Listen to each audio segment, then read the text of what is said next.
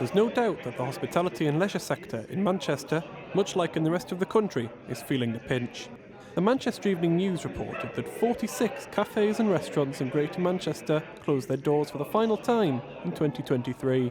Footfall in Manchester, however, actually increased last year compared to 2022. That's according to Footfall Analytics. So, if visitor numbers are not the issue, then what is?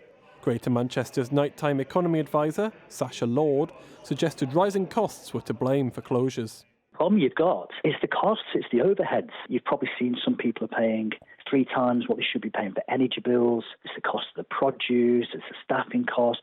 All these things are now coming to the point where actually places look busy, but they're lucky if they're barely breaking even. He's campaigning for the government to cut the rate of VAT, that's value added tax, a tax levied on the purchase of goods and services, in the upcoming spring budget.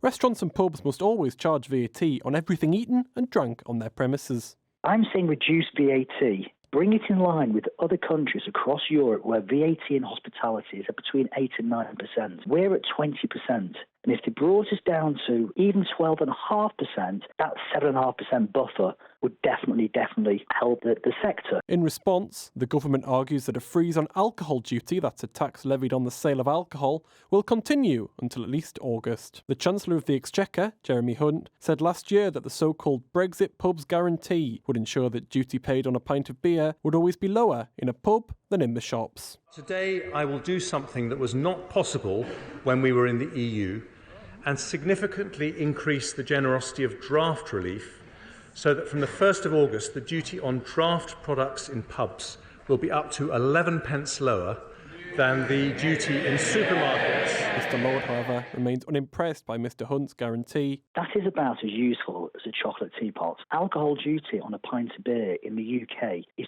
20 times more than it is in Germany. So we're already being taxed to our eyeballs. Whether Sacha Lord's campaign is successful remains to be seen. What is certain, however, is that hospitality providers will be awaiting the budget with bated breath in the hope that they don't have to call last orders for the final time.